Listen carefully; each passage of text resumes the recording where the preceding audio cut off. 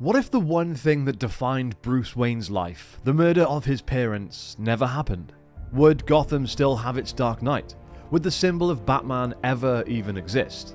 This is more than a hypothetical. It's a core question about the nature of trauma, identity, and what truly makes a hero.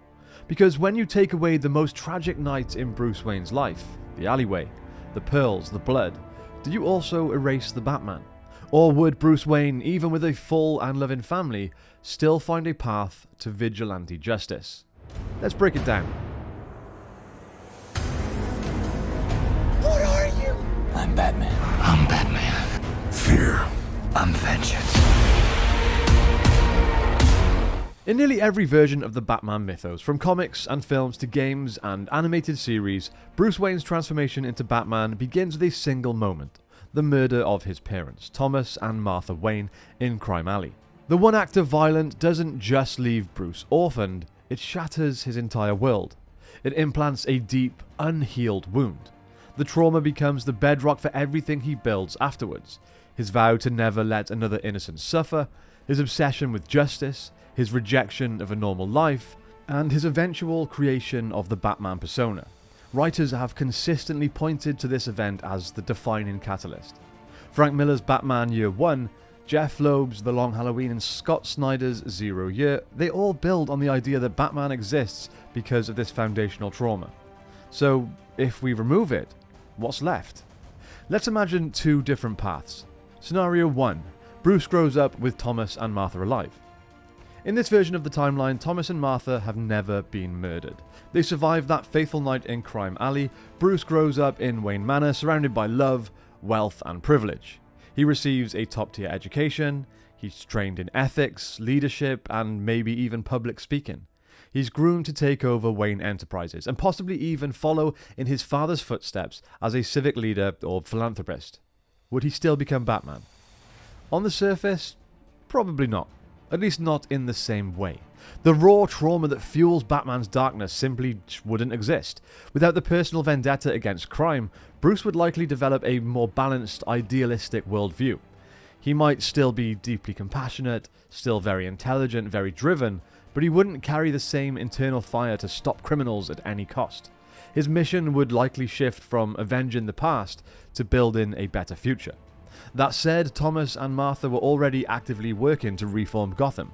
Thomas was a renowned surgeon and philanthropist, at least in some versions of the story, and in several continuities he was involved in Gotham politics. He ran hospitals and tried to combat corruption through legal and charitable means.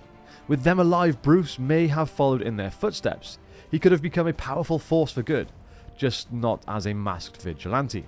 More likely he becomes a public-facing hero, running Wayne Enterprises ethically, funding public initiatives, or even entering politics.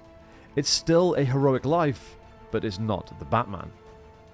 Now, would Bruce still train? By building his body and in martial arts? One of the hallmarks of Bruce's transformation into Batman is his crazily intense global training, martial arts, criminology, escape artistry, forensics, psychology, and everything else. He becomes the peak of human ability because he has to, because he feels that there's no one else that can, so he must do it himself. Without his parents' murder, would he still seek that training? It's unlikely, unless something else traumatic took its place. That obsession with self-perfection is typically driven by guilt and the desire to control chaos. A happy, well-adjusted Bruce Wayne wouldn't need to prove himself to the world. He wouldn't be waking up at 4 AM to bench press, then vanish to the Himalayas to learn from ninjas. However, there's a slim possibility he might pursue some out of personal interest, perhaps as a way to understand Gotham's crime issues or to prepare for a role in law enforcement or security. But again, it just wouldn't come at the same obsessive intensity. Now, in our standard Batman origin, Alfred becomes more than a butler. He's Bruce's guardian, his father figure, mentor, emotional anchor, and in some versions, even his trainer. Their relationship is forced in shared grief and mutual dependence. If Thomas and Martha never died, Alfred likely remains a trusted member of the household, but his influence would be diminished.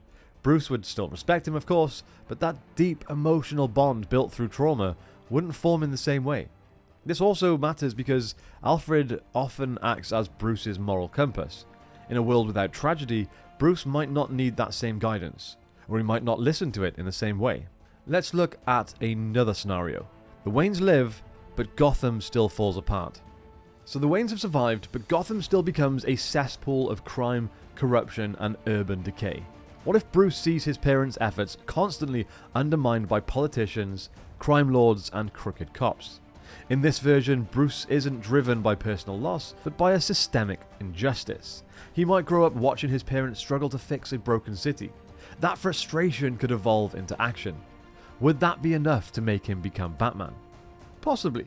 In this version, he could see the system falling and failing and choose to operate outside it. Maybe not out of trauma, but out of sheer frustration. He might see firsthand that money and philanthropy just aren't enough. That change is too slow. Sometimes criminals need to be afraid. But even then, without the personal cost, Bruce might hesitate to cross the line into vigilantism. He could just fund others to do the work for him, or support local enforcement through technology and equipment, or even become a cop himself. But becoming a symbol of fear, putting his body on the line every night, that feels less likely without something very, very personal at stake. Let's also not forget that if the Waynes survive, Gotham also changes. Their death was symbolic for the city itself. It marked the end of an era, the shattering of innocence. Bruce's parents were symbols of hope.